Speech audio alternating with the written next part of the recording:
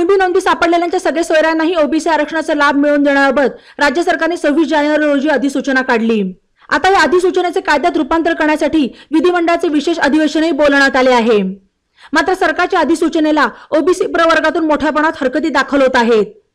नगरमधून जवळपास 60,000 पेक्षा अधिक हरकती दाखल करण्यात येणार आहेत। नगर शहरात सध्या हरकतींचे अर्ज संकलित करून गावनिहाय तालुकानिहाय वर्गीकरण करण्यात येत आहे। नगर तालुका संगमनेर, अकोला, राहता, शिर्डी, श्रीरामपूर, नेवासा, कोपरगाव, कर्जत, जामखेड, पाथर्डी, शेवगाव, पारनेर, श्रीगोंदा या तालुक्यातील हरकतींची पत्रे येत आहेत।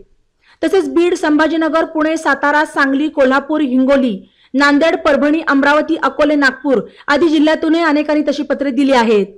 सर्व हरकती पत्रे एकत्र करून ती मुंबईला सामाजिक न्याय आणि विशेष सहाय्य विभागात जमा करण्यात येणार आहेत, अशी माहिती बाळासाहेब भुजबळ यांनी दिली। या प्रसंगी सकल ओबीसी भटक्या विमुक्त समाजाचे कार्यकर्ते निलेश चिपाडे, राजेंद्र पडोळे, रामदास फुले, मनोज भुजबळ, कॅप्टन सुधीर पुंड, दीपक खेडकर, संदीप भांबरकर, सागर भुजबळ, ओंकार बेलेकर आदी उपस्थित होते। ई नवा मराठा यूट्यूब चॅनलला सबस्क्राईब करा आणि बेल आयकॉनवर प्रेस करा।